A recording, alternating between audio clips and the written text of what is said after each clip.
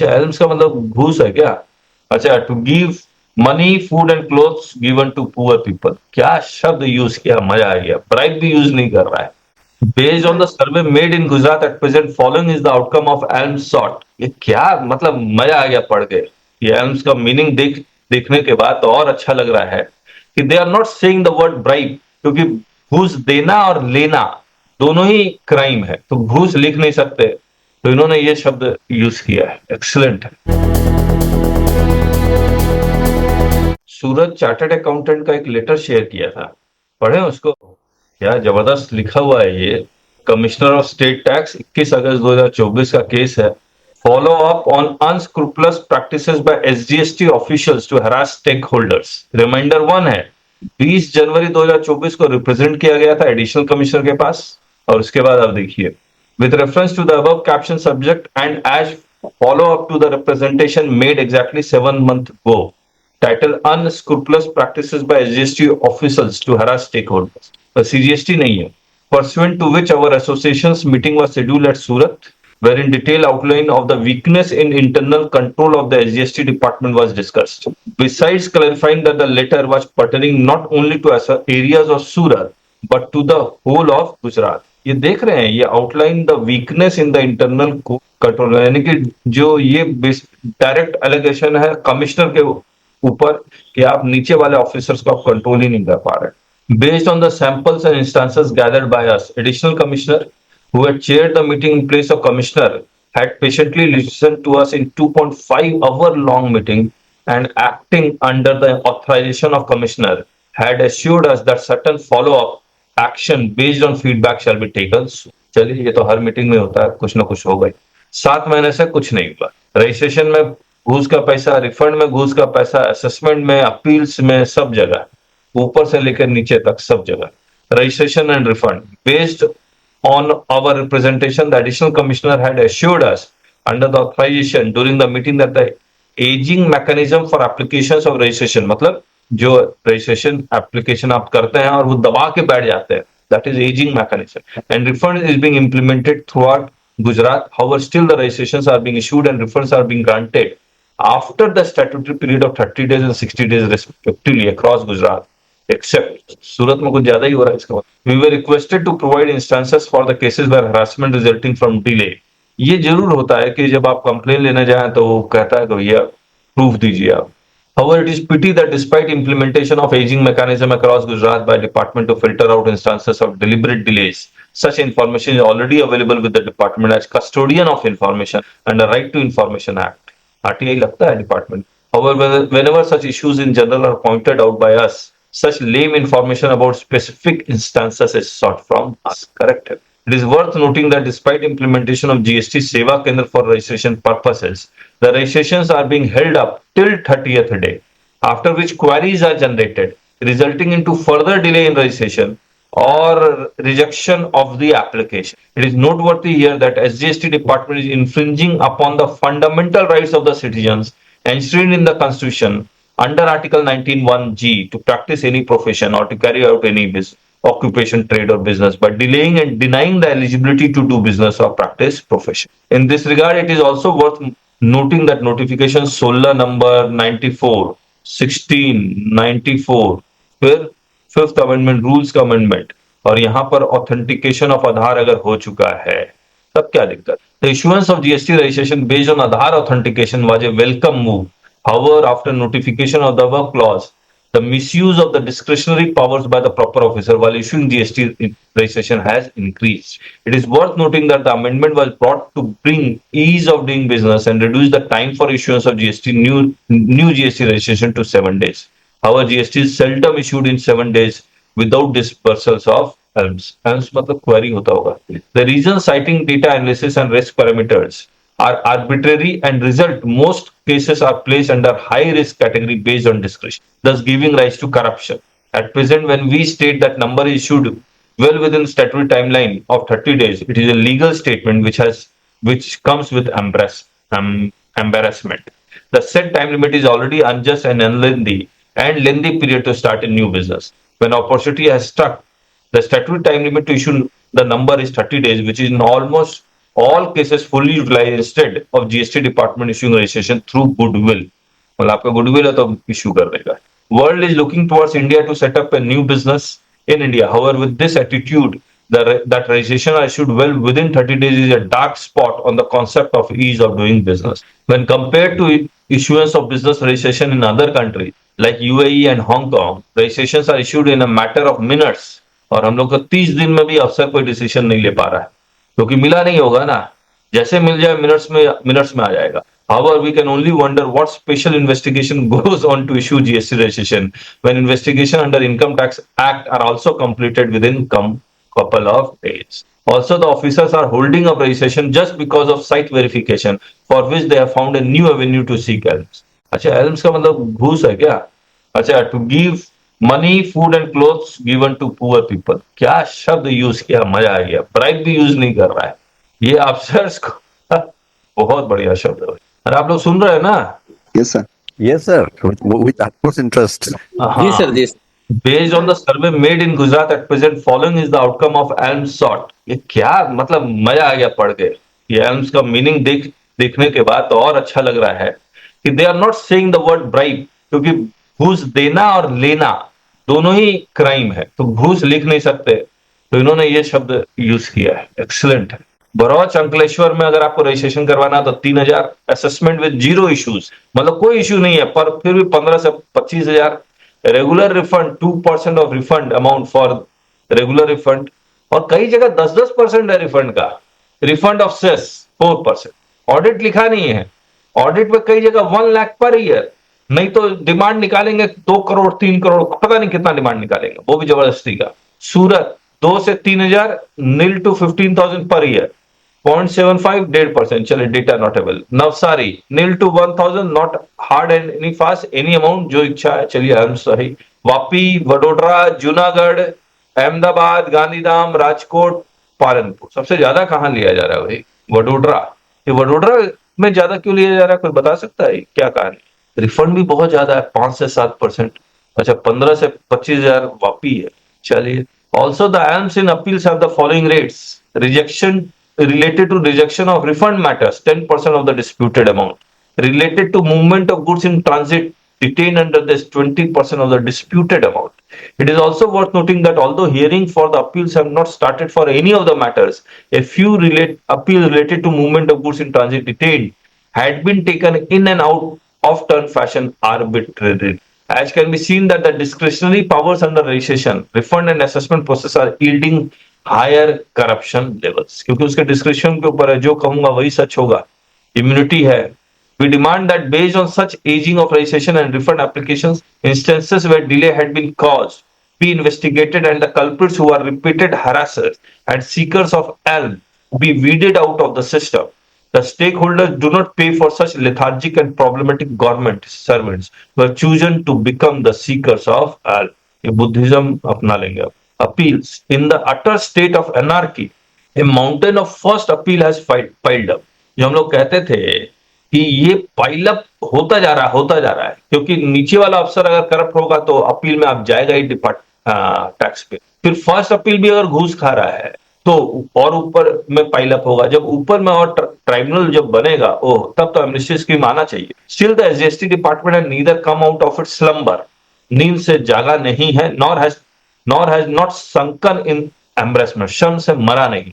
That despite celebrating the passage of 7 years of GST, मतलब आप celebrate कर रहे हैं कि 7 साल जीएसटी को हो गए, उसके बावजूद आप नींद से नहीं जागे, शर्म से नहीं मरे. Even the first appeals have not been heard. It is worth noting that this pile-up of first appeal is deliberate one. A deliberate attempt is being made to delay the first appeals and choke the stakeholders to choose between litigation or settling the assessment by paying off alms. Also, the deliberate attempt to not start hearing the first appeal is to keep the fact covered up that humongous number of assessments are finalized without application of mind where the seekers could not fetch the desired alms. मुझे एक बात बताइए, ये सूरत में first appeal तो है ही, लेकिन वो हियरिंग नहीं हो रही है क्या? डेट नहीं दे रहे हैं वो लोग? सूरत में नहीं, पूरे गुजरात में नहीं हुई फर्स्ट अपील एक्सेप्ट रजिस्ट्रेशन. सिर्फ रजिस्ट्रेशन ये सब का डेट देते हैं, बाकी किसी चीज का डेट ही नहीं देते हैं. नहीं, अहमदाबाद में भी नहीं हुई. क्या बात कर, बिल्कुल सही लिखा, नींद से जागे नहीं और शर्म से मरे नहीं। It is worth noting that as per this, the appellate authority shall wherever this, we demand that the hearing of the first appeal be started immediately with effect from। क्या डेमोक्रेसी है, मतलब एक ऐसी जगह जहां पर, तो ये गुजरात मुझे लग रहा था कि बहुत ऑनेस्ट स्टेट होगा, मोदी जी वहां से आते हैं, ऐसा है नहीं क्या? नहीं सर, ऐसा नहीं है कुछ। इसको पढ़ने के बाद तो लग रहा है कि गुजरात मोस्ट करप्ट स्टेट है जीएसटी डिपार्टमेंट जहां तक सब है। जगह जैसा ही है यहाँ पे भी। लेकिन बिहार में नहीं है, बिहार में हियरिंग हो रही है, झारखंड में हियरिंग हो रही है, नहीं, यहाँ नहीं हो रही है। ये तो ऑब्वियसली अनार्की है। सर इधर महाराष्ट्र में भी हियरिंग हो रही है ना। महाराष्ट्र में भी हियरिंग हो रही है, ये तो हाँ, एक दो दो तीन हियरिंग हो रही है सर। तो इवन फाइल भी क्लोज हो रही है। इतनी हिम्मत कहां से आ रही है गुजरात ऑफिसर के पास? मतलब स्टेट जीएसटी ऑफिसर है तो इसका मतलब गुजरात गवर्नमेंट के डायरेक्ट कंट्रोल में है, तो प्री जीएसटी एरिया में भी यही होता था क्या? नहीं, इतना ज्यादा नहीं होता था। ये लोग ट्रिब्यूनल वाली हेयरिंग की बात हो रही है सर, ट्रिब्यूनल वाली। हाँ जी, ट्रिब्यूनल की हेयरिंग की बात हो रही है क्या? कौन सी hearing? First appeal. First appeal. First appeal भी नहीं हो रहा है वहाँ पे? मतलब अगर सर कोई डिमांड निकाल दिया और कोई अपील में जाना है तो जा ही नहीं पाएगा सर वहाँ पे? नहीं, अपील में जाएगा लेकिन डेट ही नहीं देंगे वो। हियरिंग की डेट होनी चाहिए ना, वो हियरिंग की डेट नहीं देंगे, सिर्फ रजिस्ट्रेशन का देते हैं, बाकी किसी का नहीं देते हैं। बोला भैया एल्म्स आएगा, डोनेशन आएगा। सर गुजरात बॉर्डर पे ही गाड़ी पकड़ी गई थी, सब कुछ सही मनी, था। Food and clothes given to poor people, निर्धनों को दिया गया दान, वस्त्र, भोजन, पैसा आदि। मतलब भीख, ऐसा वर्ड यूज हाँ, किया है भीख लोगों ने। भीख भीख भीख, सही वर्ड है, भीख। यानी जीएसटी डिपार्टमेंट को दीजिए और पुण्य कमाए। और पुण्य कमाइए। मुझे पटना का एक ऑफिसर बोलता है, पता है आपको जीएसटी आप लोग क्यों देते हैं? रोड बनते हैं, हॉस्पिटल्स बनते हैं, ये बनते हैं, इतना सारा डेवलपमेंट होता है। मैंने उनको कहा भैया चीफ मिनिस्टर रिलीफ फंड का नंबर दीजिए, वहां पर ट्रांसफर कर देते हैं। भैया असेसमेंट तो आप जीएसटी का कर रहे हैं, तो जीएसटी में अगर टैक्स बनता तब ना लेंगे। कमाल है। क्या कह रहे थे ये? सर मैं ये बोल रहा था सर, गुजरात में इतने करप्ट ऑफिसर हैं एसजीएसटी वाले, हाँ, वो जो भी गाड़ी महाराष्ट्र से जाती है न चाहते हुए भी रोकते हैं, और हाँ। कुछ भी रीजन नहीं रहेगा तो फिर भी रोकते हैं। पैसा नहीं मिला तो हमने भी इस बार अकड़ गए थे, हमने भी पैसा नहीं दिया। गाड़ी 3 दिन तक उनके वहां खड़ी थी, कोई प्रॉब्लम नहीं था, और एमओवी 2-3 ऐसा जो रहता कुछ भी इशू नहीं किया था। अरे और हमने भी ऑनलाइन पोर्टल पे डाल दिया था कि गाड़ी हमारी होल्ड पे है ये दिन से। बाद में उन्होंने देखा, उसके बाद खुद ही 3 दिन बाद गाड़ी छोड़ दी, बोले हम वेरिफिकेशन कर रहे हैं, और गाड़ी छोड़ दी सर। वेरिफिकेशन आधे घंटे का समय है, फिर आधे घंटे के बाद एमओवी इशू करना है, तो सारे प्रोसेस है। लेकिन ये वो लोग कुछ नहीं किया था सर उन्होंने। 3 दिन तक गाड़ी खड़ी की थी सर, 1 महीना ही हुआ है इस बात को। हमने भी उसको पैसा नहीं दिया, बोला खड़ी रहने दो गाड़ी, कितना दिन खड़ी रहते हो। वापी बात किया था फिर आपने हाँ हाँ सर, वही वो बिना पैसे के छोड़ा सर उसने बाद में। मैंने उनसे बोला था, फिर वो बात कर लिया ना। हाँ बात किया था सर, उन्होंने कहा कि ऑफिसर से मिलके कुछ पैसे का। मैं बोला बिल्कुल अब पैसा देंगे ही नहीं, उनको जो करना है करने दो। हाँ। बाद में ऑफिसर ने खुद ही छोड़ा, हमने पोर्टल पे डाल दिया था सर गाड़ी होल्ड पे है, मतलब 3 दिन पहले से। बाद में पोर्टल उनको पे कहाँ डाला था आपने? पोर्टल में कहाँ डाला? पोर्टल पे जहाँ पे अपन ये ईवे बिल बनाते हैं ना सर, तो वहाँ पे जो गाड़ी होल्ड होती है, जब खड़ी रहती है ना सर, हाँ हाँ, ईवे बिल जहाँ बनाते हैं वहाँ पे एक ऑप्शन है, वहीं पे हमने डाल दिया था कि गाड़ी हमारी खड़ी है सर, इतनी देर से उन्होंने होल्ड करके रखा है। मतलब आपने ईवे पोर्टल पे डाला है?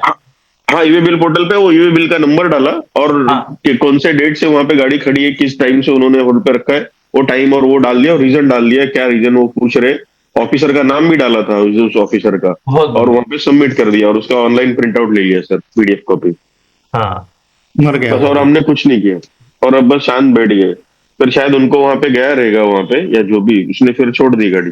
हाँ। मैंने उसी टाइम पे आपको अमित जी बोला था कि एक ये प्रोसीजर है, कुछ कर लो है। हाँ सर, वो प्रोसीजर फिर क्या किया हमने, उसको सर्च किया, क्या सर कैसा है ईवे बिल वगैरह अपन बनाते नहीं हो, तो पार्टी के एंड से बनता है, तो अपन वो इतना फैमिलियर है नहीं वो वेबसाइट से। फिर भी उसके अंदर गए, देखा, फिर वो जो ईवे बिल का नंबर था, उस नंबर को वहां पे था ऑप्शन कि कौन से ईवे बिल पे आपका गाड़ी होल्ड किया, तो उस ईवे बिल नंबर डाला तो उसका डिटेल आ गया। फिर वहां पे नीचे ऐसे ब्रैकेट है सारे, आपको डिटेल दो क्यों होल्ड पे रखा है। हमने हमारा पूरा कंटेंशन डाल दिया उसके अंदर कि हमारी गाड़ी गई थी, हमारे पास वेटेज सब कुछ सही है, फिर भी ऑफिसर ने फॉर वेरिफिकेशन पर्पज खड़ा किया है, डाल के बस सबमिट कर दिया, अच्छा चलिए फिर आगे। उन्होंने छोड़ दिया। अच्छा, वो अमित जी ये सब सिखाते रहिए हम लोग को, ये तो पता ही नहीं था।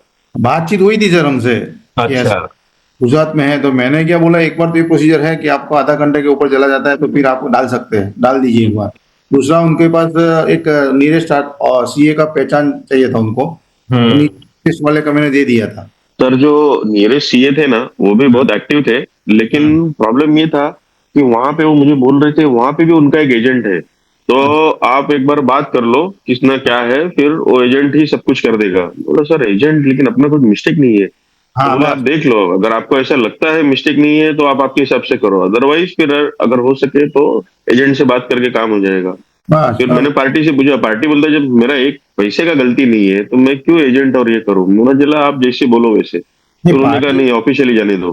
पार्टी इसमें फैक्ट क्या होती है, पार्टी को मालूम रहता है, पार्टी को मालूम रहता है कि कहाँ गड़बड़ी की है, और पार्टी कंफर्म हो जाती है तो हम लोग कंफर्म लड़ लेना चाहिए, फाइट कर लेना चाहिए। ठीक बात। हाँ हाँ हाँ। अपने पास और सर रीजन भी बता देता हूँ, वो किस रीजन से गाड़ी खड़ा किया था। इनके पास ईवे बिल था, टैक्स इनवॉइस था, ई इनवॉइसिंग वगैरह सब कुछ किया था। गाड़ी का उसने काटा करवाया तो जितना वेट का मेजरमेंट था एग्जैक्टली उसी आसपास आया, कोई इसमें फॉल्ट नहीं था। अब उसका कहना था आपने ये जहां से माल लाया हम उसका वेरिफिकेशन करेंगे कि वो उसने कहाँ से खरीदा, उसके बाद ये गाड़ी छोड़ेंगे। आपको मैं बता रहा हूँ ऐसा तो इस चिट्ठी में आएगा अभी वो पॉइंट। सर ऐसा तो कोई रूल्स तो नहीं है जहां नहीं से है, परचेज बिल्कुल नहीं किए, है, बिल्कुल नहीं। बिल्कुल नहीं। ये हाईकोर्ट भी बोल दिया है कि शॉर्टेज होगा तभी भी आप नहीं कर गिन नहीं सकते, आप सर, अंडर वैल्यूएशन आपको को बताऊं, खड़ा नहीं कर सकते। हम लोग उस ऑफिसर का बार बार, मैंने बोला मुझसे एक बार बात कराओ, वो हाँ। किसी से बात ही नहीं करता था, और ड्राइवर के थ्रू बोलता था मालिक से ये सब बात करो, और वो भी बात नहीं करता था। बड़े मुश्किल से उसका नाम और वो सब मिला, तब जाके हमने ये सब डाला था। मतलब ये जो करप्ट आप जो बता रहे थे सर, तो ये गुजरात के एसजीएसटी ऑफिसर इतने करप्ट है, पैसे के लिए कुछ भी कर रहे, छोड़ ही नहीं रहे गाड़ी, और उसको वेरिफिकेशन करके भी कुछ नहीं मिला। बाद में उसने इशू किया सर, एमओयू 3-4 जो भी था बाद में इशू किया उसने, इसमें उसकी कॉपी भी दी, अमित जी, मैनुअल, लेकिन इशू किया, मैनुअल किया सर उसने। इसमें एक बात बताऊं मैं, ये सब लोग है ना, वो नीचे से ऊपर तक पूरा टीम बन चुका है।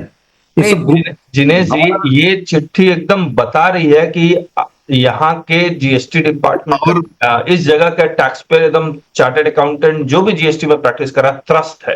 नहीं तो ये लैंग्वेज लिखना कि 7 साल आप सेलिब्रेट कर रहे हैं उसके बावजूद आप नींद से नहीं जाग रहे हैं और आप शर्म से नहीं मर रहे हैं, ये हार्दिक है ना, हार्दिक ककड़िया, ये प्रेसिडेंट हार्दिक ककड़िया है।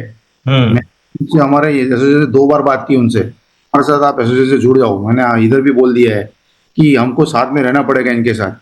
ये लोग ने बहुत अच्छा काम कर दिया है, बहुत अच्छा। ये पूरे देश भर में ऐसे सीए को ये आगे आना चाहिए। सीए अगर आगे आता है, टैक्स पेयर जो गवर्नमेंट इतना ट्रस्ट करती है चार्टर्ड अकाउंटेंट्स के ऊपर और कहती है कि they are the backbone of the economy, ये टैक्स पेयर को समझा के टैक्स दिलवाते हैं, तो आप इस तरह से हरास करेंगे, कमाल है सर मेरा तो सीधा 2 अफसर को विजिलेंस में पकड़ा चुका, ठीक किया। एक्टिव पार्टी से पैसा, चाहे पैसा मांग रहे हैं पैसा ले लो, इधर विजिलेंस, क्योंकि मेरा दोस्त है हाँ, एक विजिलेंस ऑफिस में, अच्छा, पकड़ा दिया है।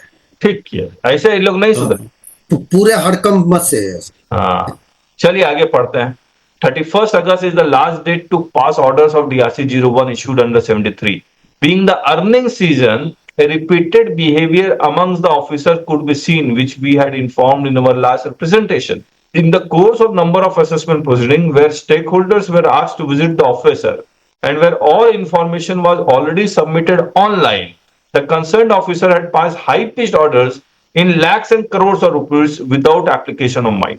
ये जानबूझ के बुलाते हैं ना आपको डिपार्टमेंट में, आइए आइए बात करता है, कुछ बात नहीं करना है इनको। There is no mandate under CGST Act or rules to visit the office in any assessment process. In the absence of standard operating procedure for personal hearing, the said facility is being misused to arrange session for seeking bheek, and any waiver for personal hearing by the taxpayer is viewed adversely. नहीं जाएगा तो adverse. Also there are, आज देखिए दिल्ली में एकदम पूरा हंगामा हुआ, तब जाके उन्होंने 161 का एक लेटर इंस्ट्रक्शन इशू किया कि अगर आपने रिप्लाई दे दिया उसको बिना कंसिडर किए हुए पास कर रहा है। Also there are number of instances where tax payers are instilled with fear of penalty and interest by calling directly over the phone to visit SGST office without any official communication. अब ये सब चीज हम लोग discuss भी करते थे आप लोग के साथ कि भाई साहब कि लिखा हुआ होना बहुत जरूरी, एक एक चीज लिखी हुई होनी बहुत। Also, another misuse of the powers can be seen where officers are taking advantage of yet to issued notification by GST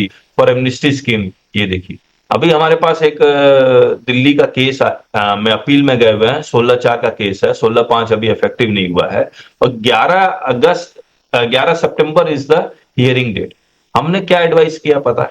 हमने एडवाइस ये किया कि एडजॉर्नमेंट लीजिए, आप नवंबर का एडजॉर्नमेंट लीजिए. बोलिए सितंबर मंथ ऑडिट पीरियड है, और अक्टूबर रिटर्न पीरियड है, वी कैन नॉट हियर, आप एडजॉर्नमेंट दें, क्योंकि अभी हियरिंग में चल जाएंगे, वो निश्चित ऑर्डर पास कर देगा. इससे अच्छा एडजॉर्नमेंट ही ले लो. तो जितने भी केसेस अगर आपके पास है 16/4 या एमनेस्टी स्कीम वाले, सब में एडजॉर्नमेंट लेके छोड़ दीजिए, वो ज्यादा बेटर है. Under the said scheme, any tax paid by shall not be followed up by penalty until although the notification is issued.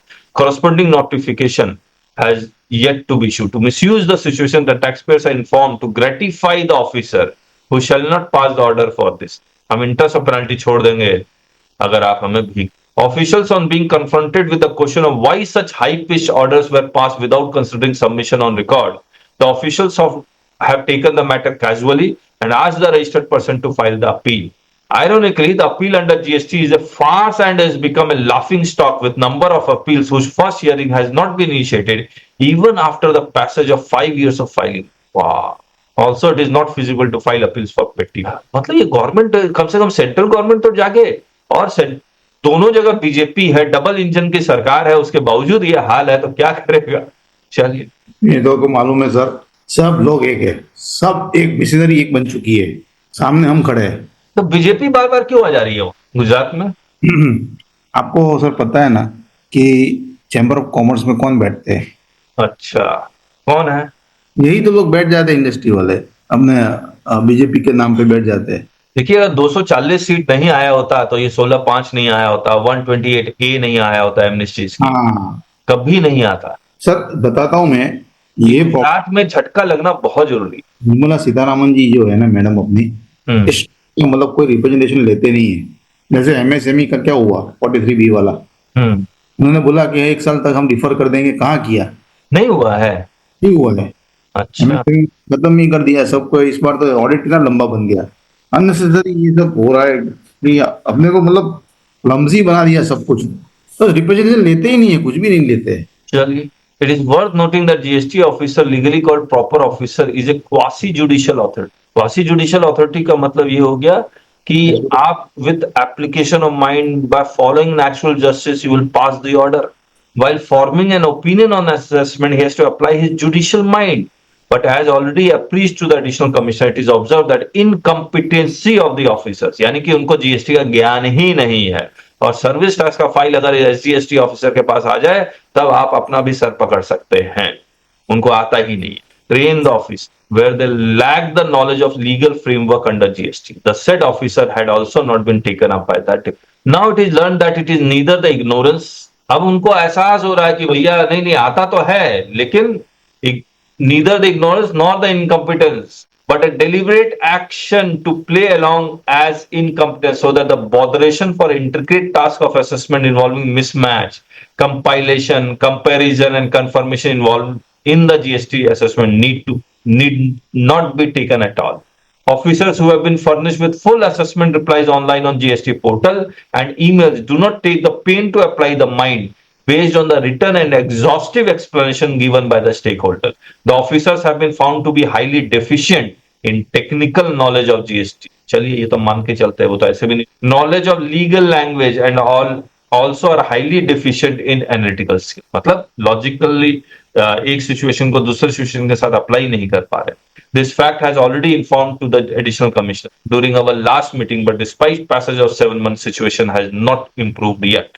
The deliberate attempt to remain ignorant and incompetent to churn out opportunity to seek by monetizing the situation. The most woeful situation, मतलब सबसे ज्यादा पीड़ादायक situation, is when the cases with cleanest of affairs under assessment are charged with alms amounting to 15 to 25,000 as the standard bhik rate.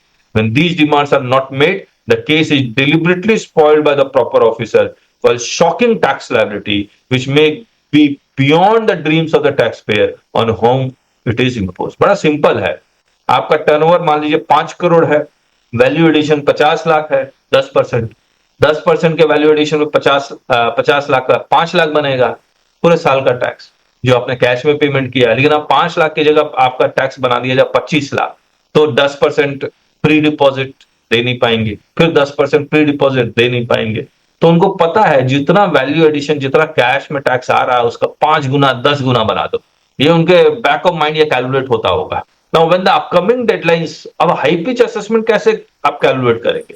अपना आप देख लीजिए turnover, उसमें value addition आप कितना करते हैं, 3% करते हैं, 10% करते हैं, उसका टैक्स उस पर 18% का रेट, जो भी आपका एवरेज रेट है वो आप मल्टीप्लाई कर लीजिए और वो कैश में जाना चाहिए। वो वैल्यू एडिशन, वो उतना टैक्स अमाउंट है, इसका 10 गुना 25 गुना कर दीजिए, हो जाएगा calculation. Now when the upcoming and deadlines for completing the assessment is nearing, there is a huge rise in high pitch assessment. जैसे ही डेट पास आती है फटाफट असेसमेंट ऑर्डर पास कर without applying mind. Surprising, the said officers are themselves creating an official history and a trail of high pitch assessment without application of mind, which is self-explanatory evidence to point out blackmailing and harassment of the stakeholders. It is not that the officer do not apply the mind, but apply the mind in wrong manner or apply the mind in seeking the values. It is interesting to note that the high pitch assessment is a word which was first used under income tax, where high pitch assessment is possible.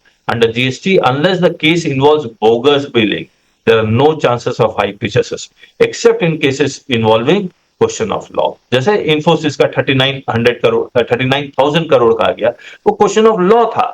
फिर gaming industry को आ गया 5,000 करोड़, वो question of law था। लेकिन question of fact के basis पे high pitch assessment तभी possible है when it involves bogus bill. Still, it is shocking to see that high pitch assessments are being made, which finally is a futile exercise, but thus wasting time and effort of the stakeholders and also of the government. As under income tax, the appellate mechanism under GST is similar with similar hierarchy. Under income tax, the condition of pre-deposit of taxes prior to filing appeal is neither discretionary, that is not compulsory, nor even linked to appeal. However, under GST, income tax में तो pre-deposit का कोई concept नहीं है, GST में 10% है, ये अफसर को पता है.